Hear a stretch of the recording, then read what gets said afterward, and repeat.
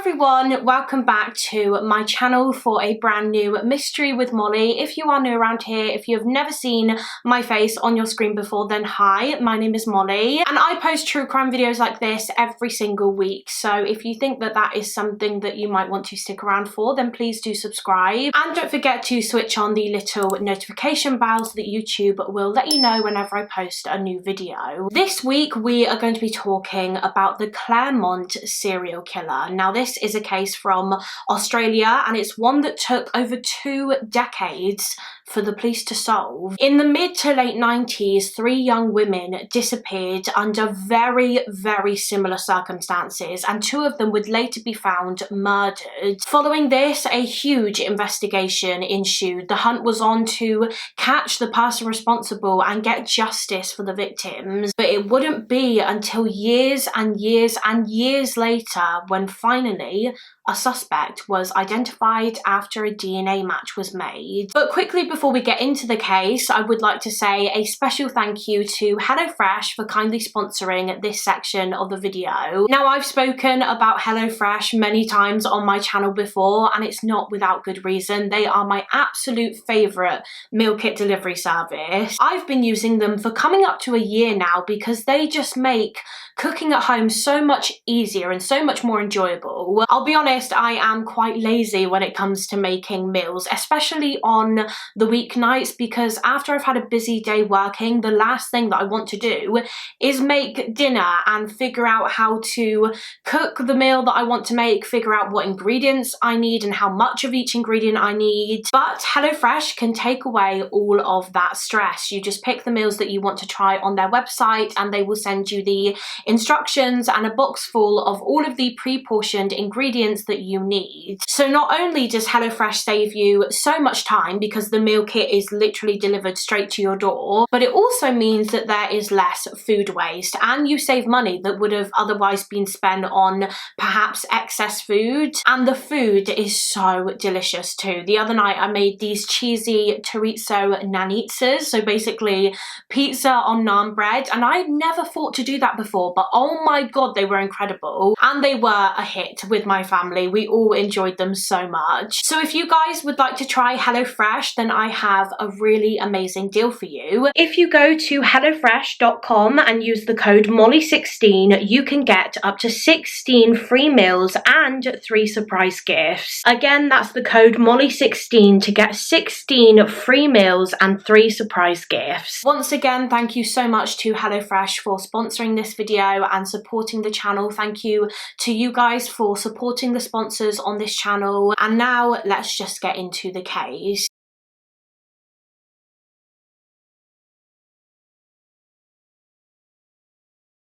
For this case, we are going back to the year 1996 in Claremont, which is a western suburb located in the city of Perth in Western Australia. This is Sarah Spears. She was an 18-year-old girl who in 1996 was living in South Perth. Sarah was born in September of 1977. Her parents were called Don and Carol Spears and Sarah was one of 2 children. She had an older sister named Amanda, and from what I can tell, the Spears were just a very normal, happy family of 4. Sarah had a good childhood. She went to a good boarding school in Perth and she was a very bright and intelligent young girl. Both Sarah and her sister Amanda were very bright and their father Don also described them as being very compassionate, and he said that they both got on so well. They were sisters but they were also like best friends. They never argued and they always had each other's backs. They were so close growing up. Sarah was kind and caring and her family meant the absolute world to her. She loved her sister and her parents so much. She was so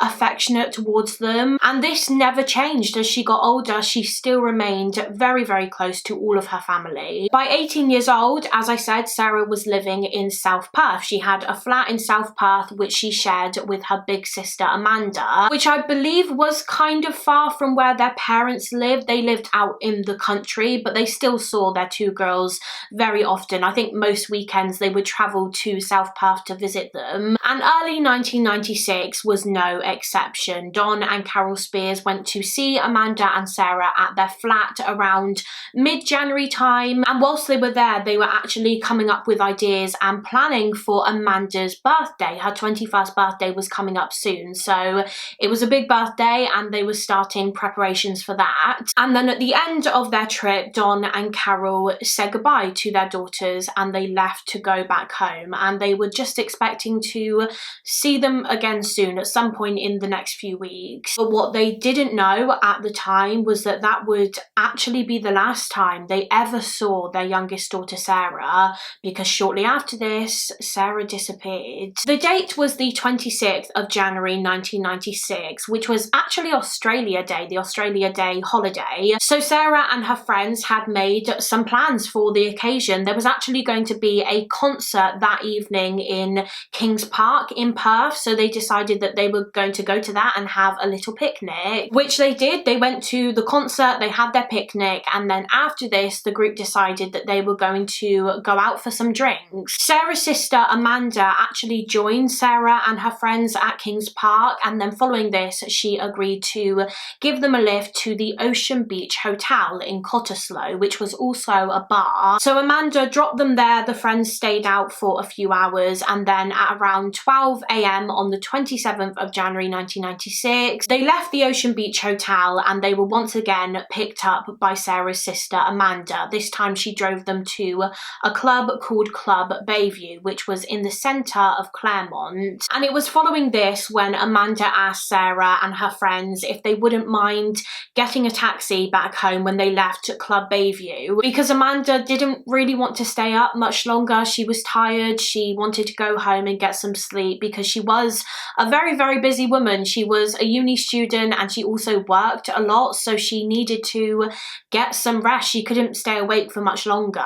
And Sarah, of course, said yes, that's completely fine. She was fine with getting a taxi home, and she said goodbye to her sister and went off with her friends to the club. A few hours later, at approximately 2 AM, Sarah decided that she was done with partying and she wanted to go to bed. So she let her friends know that she was going, and then she left the club on her own. When she left the club, she began walking towards a phone box, and this phone box was located on the corner of a road called Stirling Road and Stirling Highway, and she used the phone box to call a taxi company. She asked the taxi to pick her up from the place where she was, and she wanted it to drop her to an area called Mosman Park, which was where one of her friends lived. It's believed that instead of going back to her flat in South Perth, Sarah decided to go and stay with this friend because the taxi fare would have been a lot cheaper. It was a shorter car journey, and she had seen that friend that lived in Mosman Park earlier that day, and they said that Sarah could stay at their home that night if she wanted to. She was welcome to stay. So Sarah rang the taxi company, she booked her cab, and now she just had to wait for it to arrive. She walked to the other side of Stirling Road and decided to wait for the cab near the Stirling Highway intersection. Now, whilst Sarah was standing waiting, a car passed her, and in this car were 3 young men. The men stopped at a red light at the intersection, and as they were waiting for it to go green, they actually spotted Sarah, obviously on her own in the dark, and one of the men even made a comment like, oh, do you think she'll be okay there on her own? Because she was a young woman out by herself in the early hours of the morning. Just before the light turned green, one of the men also noticed another car driving towards Sarah, and as they carried on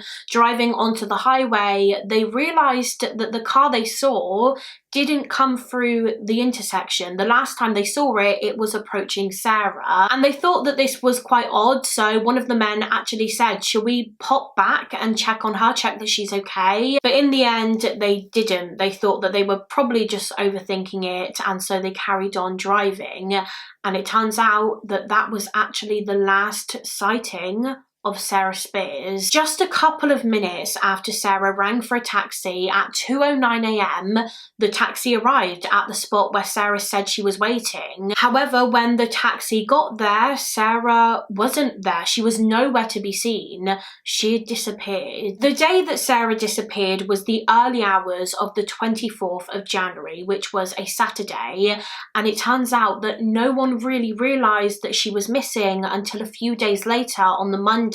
You see, Sarah's big sister Amanda just assumed that Sarah was staying with a friend over the weekend, and that's why she hadn't returned home. But on the Monday morning, Amanda decided to ring Sarah's work because she knew that Sarah would have been working that morning, so she rang her just to check in and see how she was, if she had a good weekend. However, Amanda was informed that Sarah hadn't actually shown up for work that day, which was very strange. So following this, Amanda decided to call Sarah's friends to see if she was with any of them. Maybe she was still staying at a friend's house. But none of her friends had any clue where Sarah was. They all said that they hadn't seen her since she left the club on her own in the early hours of Saturday morning. So Amanda was, of course, extremely worried by this point. She couldn't understand what had happened to Sarah, where she had gone, and so after a short while, she decided to get in contact with the police and report her little sister as missing. And she also contacted her mum and dad to inform them of Sarah's disappearance. And of course, just like Amanda, they were so worried. Sarah's father, Don, said that his mind was just racing. He was thinking of every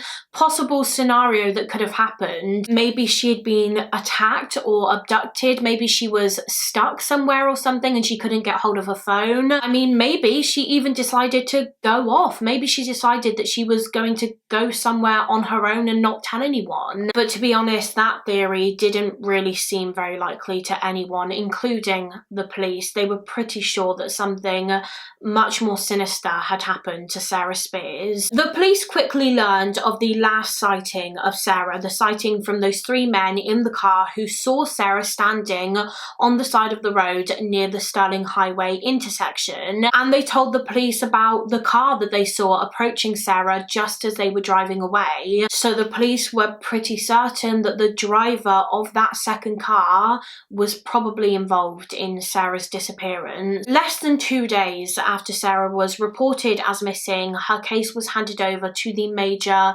crime squad to deal with because the police knew that this was very serious. One of the first things that detectives decided to do was appeal to the public for information. They released several pictures of Sarah and also pictures of the kind of clothing that she was wearing on the night that she vanished so that the public knew who and what to look out for. Thousands and thousands of missing posters and flyers were also made and handed out to people and put in like shop windows and businesses, and those that knew Sarah, so her friends and her family and even just strangers, volunteers, all went out searching for her and just asking people on the streets if they recognised her and if they had seen her. Everyone was trying their absolute hardest to find Sarah, including the police. They received hundreds of potential tips and leads from the public, which they followed up on, but unfortunately none of them brought them any closer to determining Sarah's whereabouts. Sarah's own family also received a lot of calls from members of the public with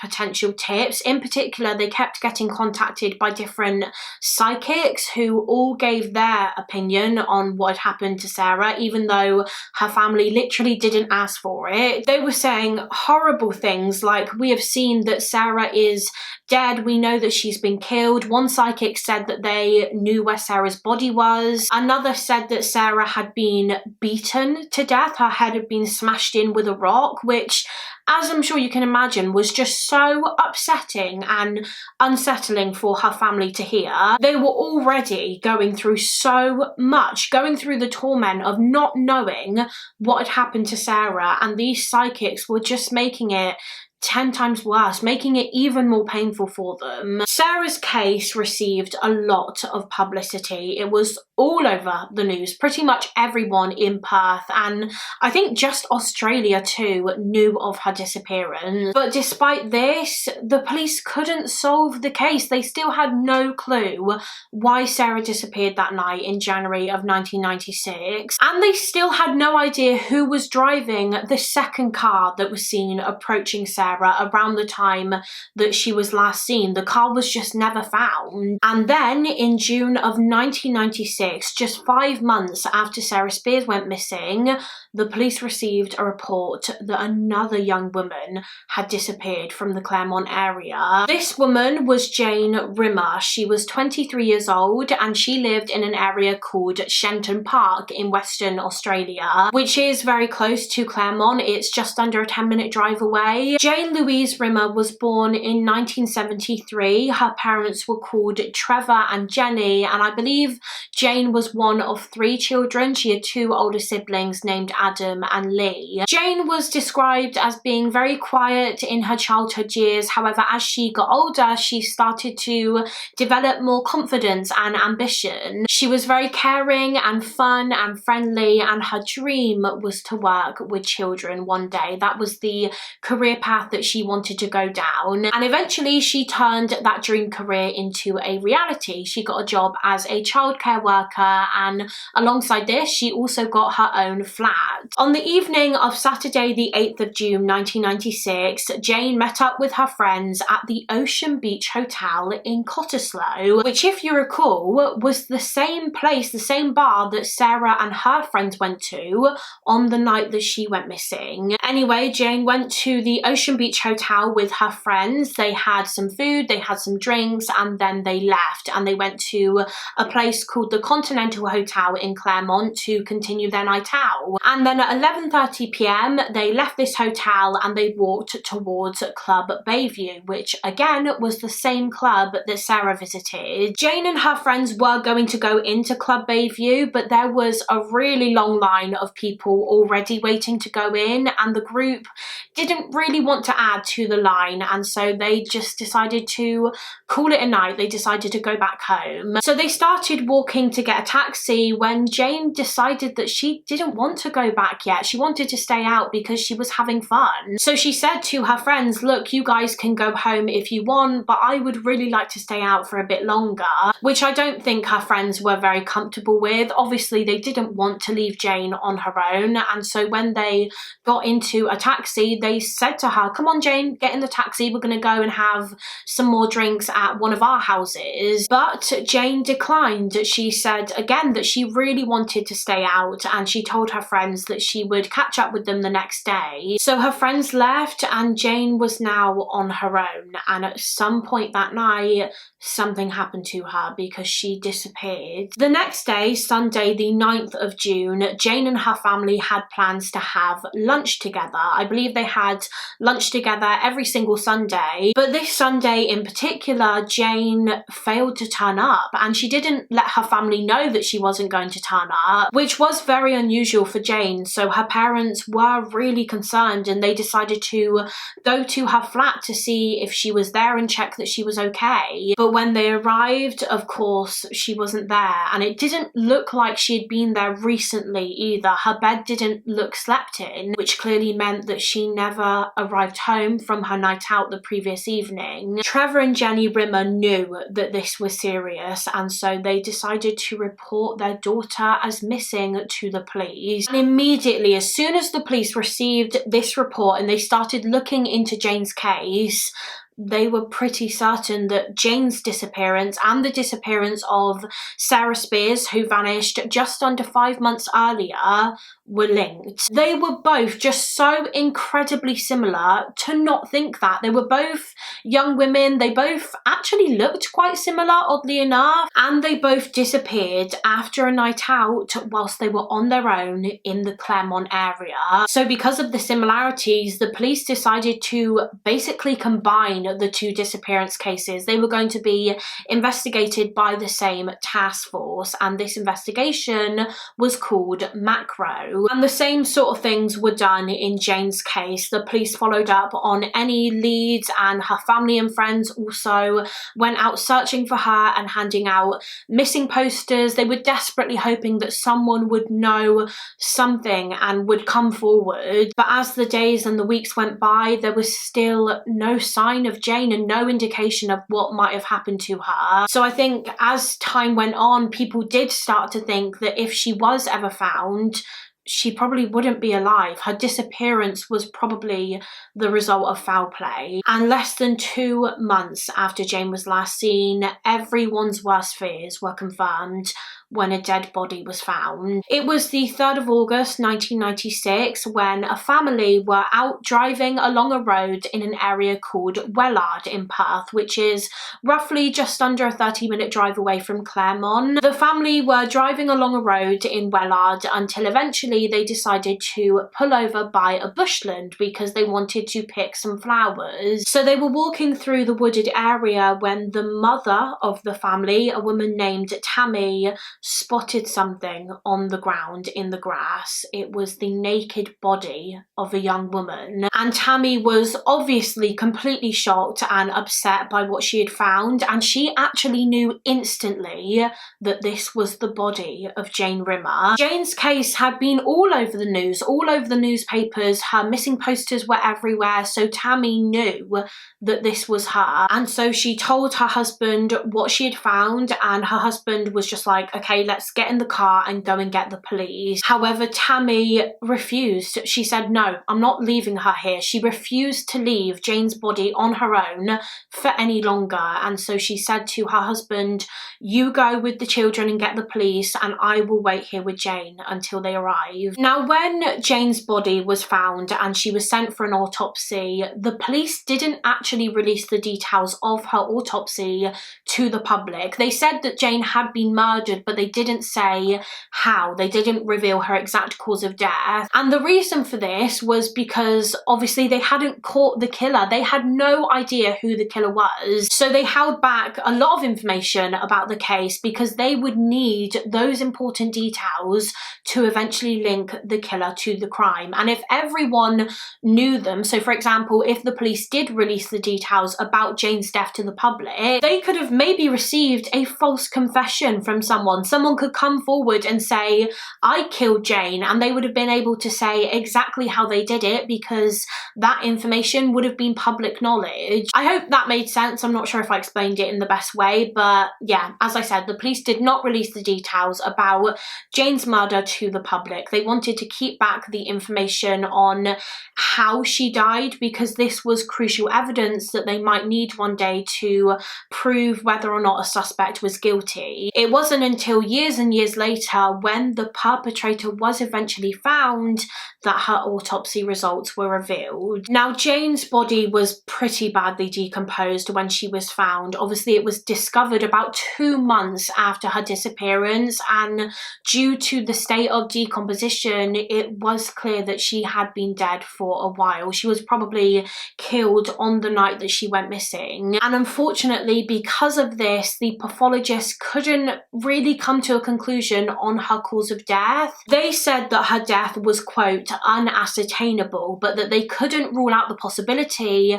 that she had died as a result of a neck injury. It was noted in her autopsy that Jane had a, quote, diamond-shaped defect, so an injury to her neck, which was somewhere between 10 centimetres to 17 centimetres inside, and it had a, quote, raggedness to it. So it looked like it had been inflicted with some kind of sharp bladed instrument, probably a knife. It was also noted that Jane had self-defense wounds on her. She had injuries on her left forearm, which again seemed to be inflicted with a knife. So Jane had put up a fight. She tried to fight her attacker off, but because they were attacking her with a sharp object, she wouldn't really have stood a chance. Now, I couldn't find information online about whether Jane had been sexually assaulted or not. I'm guessing the coroner just couldn't tell because she was pretty badly decomposed, but of course she was found naked, so that suggests that her murder did have a sexual element to it. It was probably sexually motivated, but whether the killer actually assaulted her or not, I don't know. But from these reports, it appears as though Jane died as a result of a stab wound to her neck, and after her body was discovered in August of 1996, the police hunt was on to find the monster that did this to her. Her case had gone from being a missing persons inquiry to a murder investigation. However, just 9 months after Jane vanished and she died, it seemed as though the police had yet another very similar case on their hands when a third woman disappeared from the Claremont area. Kyra Glennon was a 27-year-old woman born to parents Dennis and Una Glennon, and she was actually born in Zambia in East Africa, which is where the family were living at the time. And when Kyra was just 5 years old, the Glennons relocated to Australia. Kyra was described as being a very fun and adventurous young child, and she was also very bright and highly intelligent, so much so that she actually went on to study law at university. She got her law degree at the University of Western Australia, and while she was studying there, she actually learned Japanese and she became fluent in the language, which is insanely cool. Kyra worked in a legal office. However, when she was 26 years old, she decided that she was going to take a year out of work and do some traveling. She traveled to Israel, she traveled to Greece, Turkey, Ireland, where some of her relatives actually lived because her parents were originally from Ireland. But by February of 1997, she was back in Perth in Australia because her sister's wedding was coming up. But sadly, Kyra would never get to be there to see her sister walk down the aisle because she disappeared just a week before the wedding was due to take place. On the evening of the 14th of March 1997, Kyra decided to go out with a couple of her colleagues from the legal office where she worked. They decided to go out for a few drinks. At around 11 p.m, they went to the Continental Hotel in Claremont, although Kyra didn't really stay out for too long. I think she just had 1 or 2 drinks and then she decided to call it a night. So she said goodbye to her friends and she left the club alone, and this was just after midnight, so the early hours of the 15th of March. She told her friends that she was just going to go straight home, but of course she never actually made it. That night, Kyra Glennon disappeared. Shortly after she left the club, Kyra was seen by a couple of men whilst they were waiting at a bus stop. They saw her walking south along the Stirling Highway, which was in the direction of her home in the town of Mosman Park. One of the men at the bus stop actually kind of shouted something at Kyra. He apparently thought that she was hitchhiking, and so he shouted to her something along the lines of, "You're crazy for hitchhiking." Obviously, because it was so late at night, it was dark outside and she was on her own. But Kyra just kind of ignored him and she continued on her way. And then shortly after this encounter, one of the men by the bus stop just happened to look down the road, and when he did, he spotted Kyra again. But this time she wasn't alone. She was actually standing next to a light coloured car, and she was kind of leaning through one of the windows, clearly talking to the person or the people inside. Of course, the man at the bus stop didn't think anything of it at the time, and so he carried on just talking to his friends, the other men. And then when he just happened to look back at the area where he last saw Kyra again shortly after, he noticed that she was now gone. She was nowhere to be seen, and the car that she was previously seen standing next to was gone also. It's believed that Kyra may have gotten into this car, this light coloured car. Maybe the driver was a stranger offering her a lift and she accepted. Maybe she thought it was a taxi, but we don't know for certain that she got into the car because the police later received reports of other possible sightings of Kyra walking further down Stirling Highway. day, but the car that she was seen standing next to was never located. The police didn't even know what kind of car it was either, like what make or model. Literally all they knew from the witness statements was that it was light in colour. They didn't even know the exact colour. And as I said, Kyra never returned home that night. Something happened to her, and when her mother woke up the next morning, she realised that Kyra wasn't there. She wasn't home, and she panicked. She got in contact with one of Kyra's friends that she was out with the previous night, and this friend told her that they hadn't seen or heard from Kyra since she left the club in Claremont on her own. And so her family decided to report Kyra as missing to the police. And at this point, when the police received this news, they instantly panicked too. This was the third woman to go missing from the Claremont area. 3 women had gone missing within less than a year, and again, Kyra's case was so incredibly similar to the cases of the first 2 women, Sarah Spears and Jane Rimmer. It had to be linked. These 3 cases had to be connected. There were just too many similarities for it to just be a coincidence. So immediately the police really feared the worst. They were pretty confident at this point that there was a serial killer on the loose in Claremont who was targeting young women that were just trying to get home after nights out, and it was looking likely that the perpetrator was going to strike again. Whoever he was probably not going to stop until he got caught. So the police and the media literally had to warn the public, warn other young women, and tell them to just be extra careful on nights out. They told them to always stay with your friends, stay in groups, stick to lighter areas, roads with street lights. If you have one, take your mobile phone with you wherever you go. The risk to young women in Claremont at this time was just so high, and so the Australian government actually announced that they were offering a $250,000 reward for information leading to the identification and arrest of the person responsible for these 3 disappearances. When Kyra was reported as missing, an investigation immediately began to try and find her. The police started taking witness statements and following up on leads. Missing posters were created and put up, and her heartbroken family made a public appeal. But sadly, just a couple of weeks after Kyra was last seen, her dead body was found. On the 3rd of April 1997, a labourer was bushwalking near a sandy track in Eglinton, which is an area located on Perth's northern outskirts. It's about 35 miles away from Claremont, and as the labourer was walking along the track, he found Kyra's body on the ground. So the police were informed and they went straight to the scene. Now again, just like in Jane Rimmer's case, at the time the police did not release much information to the media and the public about Kyra's cause of death. They told them that it was another homicide, but they didn't release the details about exactly how she had been killed because, like I mentioned earlier, they wanted to keep this information under wraps until they knew the identity of the murderer. It wasn't until years and years later, when this case was solved, that the details surrounding Kyra's death were revealed. The pathologist concluded that Kyra had died as the result of an injury to her neck. She had a very, very large gaping wound that apparently ran all the way from her temple to the right side of her neck, and this wound was caused by a, quote, sharp force instrument, so most likely a knife. According to one source I read, she also had a fracture to her skull, and she had damage to a couple of her nails, and there was also a cut on her right arm. These injuries were probably from where Kyra had tried to defend herself against the attacker.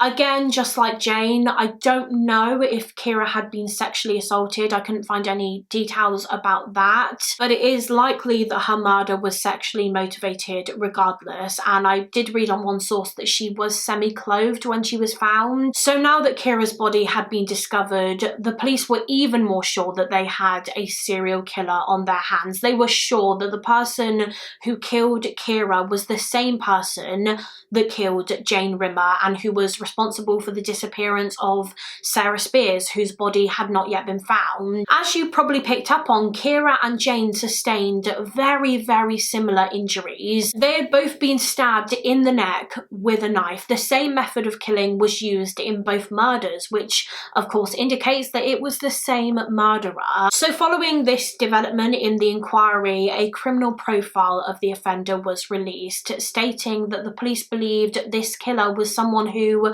was very, very organised. He was a careful planner and these murders were premeditated. He went out those nights planning and intending to abduct and murder a young woman, and eventually the police actually identified a main suspect in the case. This was in April of 1998, so about a year after the body of Kyra Glennon was found. It was a man named Lance Williams. He was around 41 years old and he quickly became the prime suspect in the case. The police became so incredibly suspicious of him because I believe he was spotted on a number of different occasions just driving around the streets of Claremont in the middle of the night. He would just be driving around the Claremont area for hours on end, which does seem really odd. So the police started thinking that maybe he was the Claremont killer and this was him driving around looking for his next victim. So Lance was brought in for questioning and I believe he was questioned a number of times, but he denied everything. He said that he was innocent and that he had absolutely nothing to do with the disappearances and murders of Sarah Spears, Jane Rimmer and Kiera Glennon. And from what I can gather, he said that the reason he would drive around Claremont in the middle of the night was because he was actually trying to protect women, not abduct them. He, just like everyone else, obviously knew that there was a killer on the loose. He knew that this killer was operating in the Claremont area, and so after Kyra Glennon's murder, he decided to just hang around the streets of Claremont to look out for other young women to try and prevent a fourth attack from happening. But the police clearly did not believe him because he still remained the prime suspect in the case. They actually became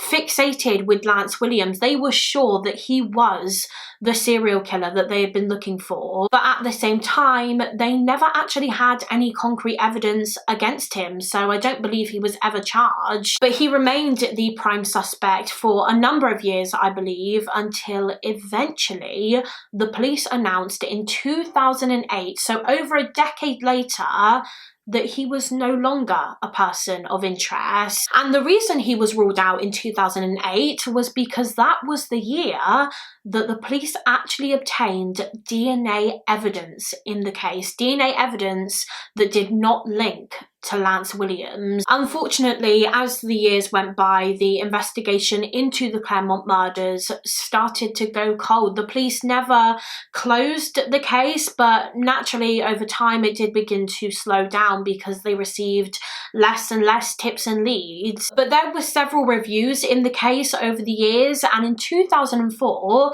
there was yet another independent review. New detectives were assigned to the case review, and I believe even a couple of forensic experts from the UK were brought in to be a part of this review. They were tasked with basically going over everything with a fresh pair of eyes. So they were going to go through all of the statements, all of the tips and leads, every single piece of evidence that the macro investigation had gathered over the years, in the hopes that maybe they would find something new, pick up on a new lead or a new line of inquiry that perhaps previous detectives had missed, or maybe they would even find some forensic evidence that wouldn't have been detected earlier on in the case because DNA and forensic technology wasn't as good in the 90s as it was by this point. So in mid-2008, the review team decided to go through all of the forensic records in the case. They wanted to go through all of the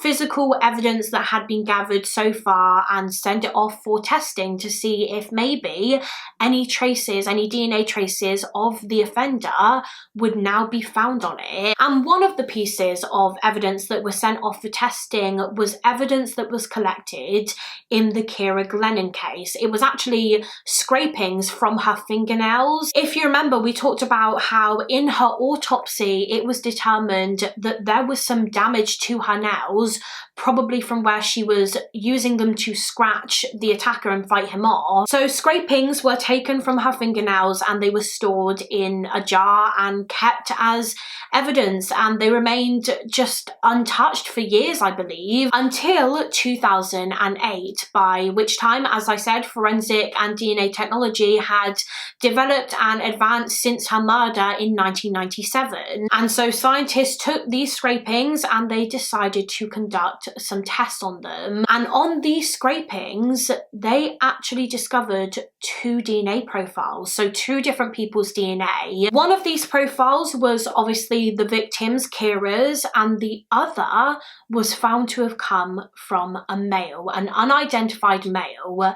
This was her killer's DNA. So this was an absolutely massive breakthrough for the police, because this was the first piece of DNA evidence that they had obtained in this whole case, in the Claremont murders. Obviously, they didn't have any DNA evidence in the Sarah Spears case because her body was never found, and they didn't find any trace of the killer's DNA on Jane Rimmer's body, I believe because she was badly decomposed by the time that she was found. So this was such a relief for the police. Finally, they actually had a DNA profile of the offender. They were now hopefully one huge step closer to catching this guy after all these years. But interestingly, what they also found when they conducted tests on the offender's DNA was that it was actually a match to DNA that was obtained in an unsolved rape case, which happened in 1995. One evening, I believe in February of 1995, a young 17-year-old girl was walking home after a night out in Claremont, and she was alone. And at some point during her walk home, she was abducted. A man approached her. He put something over her head like a hood so that she couldn't see. He bound and gagged her, and then he forced her into his car and he drove her to a cemetery in an area called Kyra in Perth in Australia, which is very, very close to Claremont. It's like a 3-minute drive away. Once they arrived at the Kyra cemetery, the man proceeded to rape her, and she was raped a number of times over and over again. I cannot imagine how terrified she must have been, but thankfully she did survive the attack. The man didn't kill her after he was done raping her. He just fled, and the girl went to the police. DNA of her rapist was collected at the time, and the police tested and compared it to several different men, I believe several different suspects, but none of them were a match, and so the case remained unsolved. There weren't really any developments in it for years and years, until of course 2008, when the team conducting the review into the Claremont murders managed to obtain the DNA profile of Kiera Glennon's killer from her fingernail scrapings, and they found that the killer's DNA was a match to the DNA of the man that raped the 17-year-old girl in the Kyra cemetery in 1995. So 2 years before Kiera was murdered, and just the year before Sarah Spears disappeared and Jane Rimmer disappeared and was murdered. So this proved that the killer had offended before. The murders were not his first crimes, which does make sense. Murder is rarely a killer's very first offence. So when they found this out, when they linked the killer to a rape attack, the police were confident that if they kept looking, if they looked back through other unsolved crimes that had happened both before and after the Claremont murders, they would find more that linked to the killer. They would find evidence that connected him to other unsolved attacks. However, of course, they were going back years and years. They were going to go through thousands and thousands of unsolved cases. So this was going to take a lot of time, and it did take a lot of time. It was years before there was any new development. But in 2016, they made another connection. They managed to link the killer's DNA to yet another unsolved attack, dating all the way back to 1988. This attack happened in Huntingdale in Western Australia, which is just under 25 miles away from Claremont. One evening, an 18-year-old girl was just asleep in her bed in her home in Huntingdale when all of a sudden she woke up and she found that a man, a stranger, was literally sitting on her. He was sitting on her back. He had somehow broken into the house and made his way to her room. This man put his hand over her mouth to stop her from screaming for help, but she really fought this guy. She tried her absolute hardest to fight him off, and she was successful. She managed to free herself from his grip, and she shouted for her dad, who was asleep in the room next door. And as soon as she did this, the attacker literally fled the scene. He ran out of the house. But what's interesting is that he actually left something behind. He left this embroidered cream-coloured silk kimono. I'm guessing he brought it to the scene with him to use in the attack. Maybe he was going to use it to gag the 18-year-old or tie her hands, or maybe he was actually wearing it that night and it came off during the attack. So when this attack was reported to the police collected this kimono and stored it as evidence. And years later, in 2016, when the Claremont Murders Review team had a look into this attack, which was still unsolved, they decided to take this kimono and send it off for DNA testing.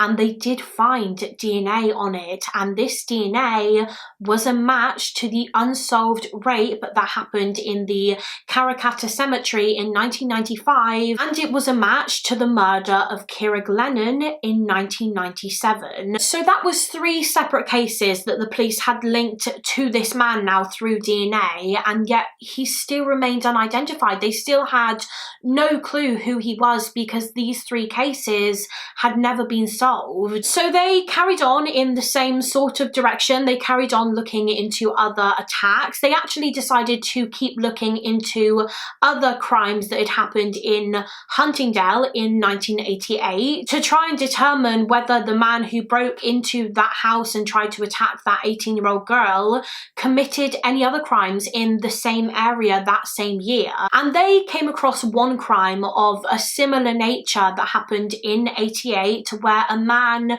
dressed in a woman's nightie actually had tried to break into a house in Huntingdale. This attempted break-in was reported to the police at the time, and they actually recovered 4 fingerprints from a sliding door where the perpetrator had tried to open it. So this crime seems very similar, doesn't it, to the previous break-in in Huntingdale that we talked about, the one where the cream-coloured kimono was left behind. And so for that reason, the police thought that maybe they were connected and committed by the same man. Now, when the police took the fingerprints that were recovered from the scene of the second break-in and they entered them onto the DNA database, they actually found a match. Someone on the database was a match to these prints. They matched a man named Bradley Robert Edwards, who was 48 years old by this point in 2016, and it was found that he was on the database because of another crime that he committed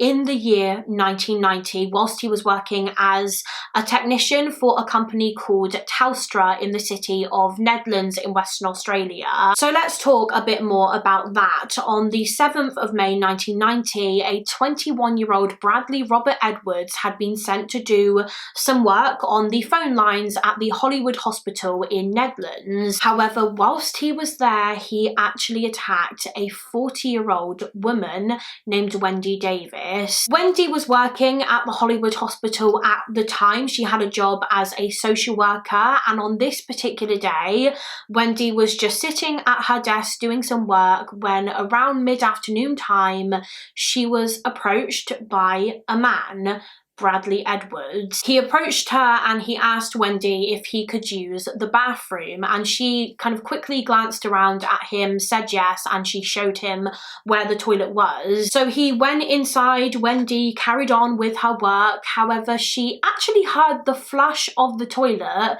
very, very soon after Edwards had gone in there. He hadn't been in there long enough to have finished doing his business yet. It was like he went in there and just flushed flush the toilet immediately for some reason, which Wendy thought was quite odd. And literally, as she was having these thoughts, a hand holding a bit of cloth came round from behind her and covered her mouth. And then another hand grabbed her body and started pulling her away from her desk. It was Bradley Robert Edwards. He grabbed Wendy from behind and began dragging her towards the bathroom. And of course, Wendy was absolutely terrified. She was so scared. She later described how in that moment she thought that she was going to die. This man was going to kill her, but she put up a fight. She started trying to get out of his grip, and she managed to twist herself around and kick her attacker. And bizarrely, after she did that, Edwards just stopped what he was doing. He didn't try to grab her again,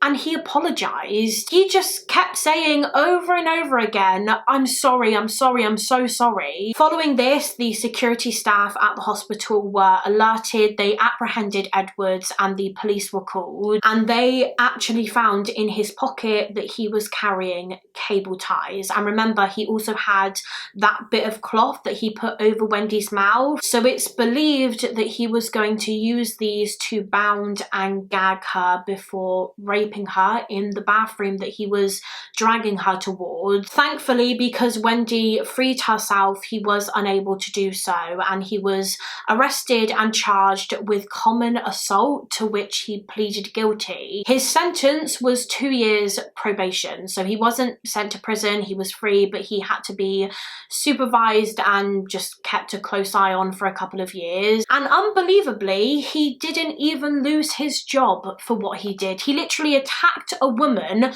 whilst he was working, and yet the company he was working for, Telstra, didn't fire him. They kept him on. He even got promoted, I believe, just a couple of years later, which is insane. But anyway, after the review team investigating the Claremont murders came across Bradley Robert Edwards in 2016, and they learned about his attack on Wendy Davis in 1990 and his attempted break-in in Huntingdale in 1988, they started thinking that maybe they should be looking at him as a potential suspect in the case. He clearly had a history of violence towards women, so perhaps he was the killer that they had been looking for years. So they decided to just follow Bradley Edwards for a while. They kind of had him under surveillance, and one day they followed him to a cinema. He went in there to obviously watch a film. So undercover officers went in there with him. They sat behind him and they noticed that during the movie he was drinking a bottle of Sprite lemonade. And when the film ended, he left the bottle in the cinema. So after he left, the police decided to take this bottle because it obviously would have had his DNA on it. And when this DNA from the bottle was tested against the DNA profile that the police had obtained of Kyra Glennon's killer, it was a match. And so, of course, his DNA was also a match to the previously unsolved Karrakatta rape attack in 1995 on that 17-year-old girl, and the attack on that 18-year-old girl in Huntingdale in 1988, where a man broke into her house, literally sat on her, and then fled the scene, leaving behind the cream-coloured kimono.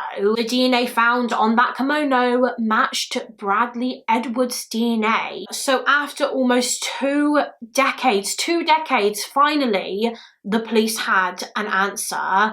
Bradley Robert Edwards was the killer that they had been searching for years and years and years. But before we go any further, let's take a quick look at the background of this killer. So Bradley Robert Edwards was born on the 7th of December 1968, and he grew up in Huntingdale in Western Australia. According to one article I read, his parents were called Bruce and Kay Edwards, and I'm not sure how many siblings Bradley had. I know for definite that he had a younger brother, but I don't know if he had any more brothers and sisters, or if Bruce and Kay just had 2 children. And unfortunately, there isn't much information online about what Bradley's childhood was actually like, whether he had a good upbringing or a bad one, but I do know that he was just a teenager when he started committing crimes. He would go out at night and he would commit theft and carry out burglaries. He would spy on young women. He would secretly watch them whilst they were getting changed. And then in 1988, when he was about 19, 20 years old, we know that this was around the time when he started carrying out the attacks in the Huntingdale area. He tried to break into one house. His fingerprints were recovered from the sliding door, and he successfully broke into the home of that 18-year-old girl and tried to attack her. And we can probably guess that this was sexually motivated. Had she not been able to free herself from him and shout for her dad, Edwards probably would have raped her. Eventually, as we know, he got a job as a technician working for Telstra, during which he attacked Wendy Davis at Hollywood Hospital in 1990. But despite that, he wasn't fired, he was kept on, and in all honesty, most people that knew Edwards just thought of him as being a very normal man, a nice man. Apparently, as he got older, he did a lot of work for the local community. He ran a sports club. He even got awards for his work with the sports club. He liked football. He was part of a team. He was described on one documentary as being a little bit of a loner, but not so much that he kind of stood out for it, if that makes sense. Like I said, he just seemed like a very normal man, which I guess is why no one suspected him. No one really would have thought that he would have been capable of doing the things that he did, such as raping that young girl in the Karrakatta Cemetery in 1995 and murdering Kiera Glennon in 1997. And so he was never caught. He was able to fly under the radar. According to a documentary by 60 Minutes Australia, between the time that the Claremont murders were committed up until Edwards was identified in 2016, the police actually had around 18,000 suspects in the case. 18,000 people that they looked into as potentially being the Claremont killer. And unbelievably, Bradley Robert Edwards was never one of them. He was never on the police's list, which does seem really strange to me, because he had been arrested before. Just 6-7 years before the Claremont killings took place, he was arrested for the attack on Wendy Davis. However, to be honest, most people believe that the police who dealt with Wendy's case at the time didn't take it seriously enough. I mean, he was only charged with common assault, even though it's pretty clear that he intended to sexually assault her. He had a cloth on him to gag her with. He had cable ties to tie her up with. He was trying to drag her into the bathroom. The police did not treat what happened to Wendy more seriously at the time. They never treated him as a sex offender or a potential sex offender. So he was never put on any kind of sexual offender list, which is probably why he was never investigated by the police teams that worked on the Claremont murders case, which was obviously very, very lucky for him. It meant that after Kyra Glennon's murder, he was able to just carry on having a normal life. He went on to get married, I believe. He had a child. He was able to do all the things, have all the opportunities that he stole from his victims. But his luck would eventually run out in 2016 when the DNA match was made, when his DNA was found to be a match to the DNA that was collected from Kiera Glennon's fingernail scrapings. 48-year-old Bradley Robert Edwards was arrested in December of 2016 and he was taken in for questioning. However, he denied everything. He said that the police had the wrong guy. He had absolutely nothing to do with any of the 3 cases. He was not the Claremont serial killer. Even when they presented him with the forensic evidence they had, the evidence that not only linked him to Kyra Glennon's murder, but also the Karrakatta rape and the 2 Huntingdale break-in cases, even when they showed him that, he still denied it. He said that it wasn't him. It was clear that he was not going to make a confession anytime soon. He was going to maintain his his innocence, which meant that the case would eventually go to trial. But before that happened, the police needed to ensure that they had as much evidence against this man as possible in order to secure a conviction. So they had to keep working on building their case against him. And luckily, the DNA evidence from the fingernail scrapings was not all that they found. They did gather even more evidence that linked him to the crime. So let's go through that evidence now. Now, as I've mentioned a few times, Edwards worked as a Telstra technician for several years, including during the 90s when the murders were committed. And he actually had a uniform for his job. He wore these blue Telstra trousers for work, and it turns out that when the bodies of Jane Rimmer and Kiera Glennon were found, scientists actually discovered traces of blue polyester fibers in their hair, which at the time were obviously collected and stored as evidence. However, when Edwards was later identified and these fibers were compared against fibers from his work trousers, they were found to be a match. In addition to that, it was also determined that at the time of the murders, Edwards drove a Commodore station wagon car, and fibers from the seats in this car were also discovered on the bodies of Kiera and Jane. This proved that their bodies had been in his vehicle. And I just want to mention also that the car he drove was white, and if you recall, on the night of Kiera Glennon's disappearance, she was seen standing next to and talking to the driver of a light coloured car, and Edward's car was white. I believe I read somewhere actually that it's been speculated that the girls may have thought that Edwards was a taxi driver, or he may have pretended to be a taxi driver because his car did kind of look a bit like a taxi. So if that was the case, if they thought it was a cab, he probably didn't have to force them into his vehicle. They got in willingly, thinking that he would take them home safely, but of course he didn't. He had other plans. So now the police had forensic evidence linking Bradley Robert Edwards to 2 out of 3 of the Claremont cases. They had forensic evidence linking him to Kiera Glennon and Jane Rimmer,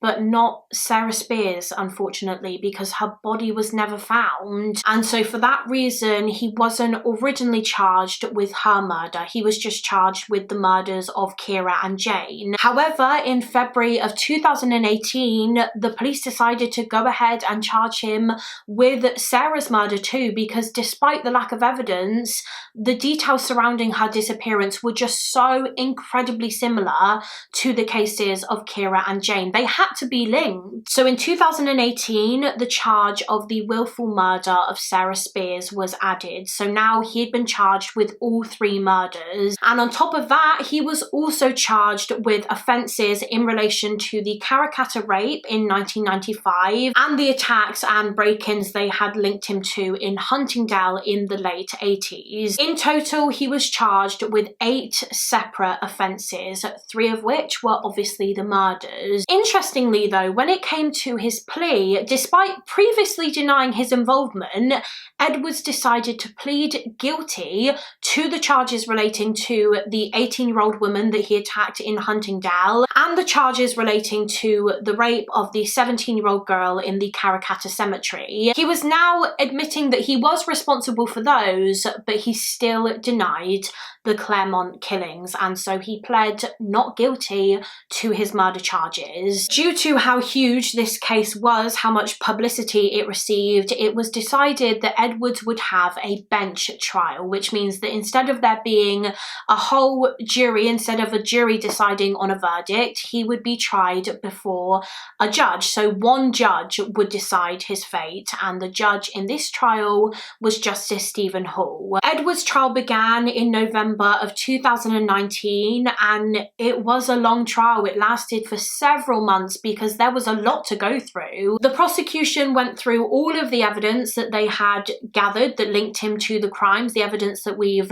discussed, such as the DNA and the fibers, the car that he drove. They called in several witnesses to testify, one of which was actually Wendy Davis. She came forward and she told the court her story about how she was attacked by Edwards in 1990 and how she feared for her life. In the end, there was a substantial amount of evidence against him. Of course, Edward's defense team tried to dispute this evidence. In particular, they tried to dispute the DNA evidence. I believe they claimed that in the many years before the DNA match to Edward's was made, the evidence that had been stored, such as the fingernail scrapings and the fibres, could potentially have been contaminated in the lab, and therefore the results were not accurate. However, at the end of the trial, after both sides had presented their cases, Judge Stephen Hall ultimately agreed with the prosecution. In September of 2020, he delivered his verdict and he found Bradley Robert Edwards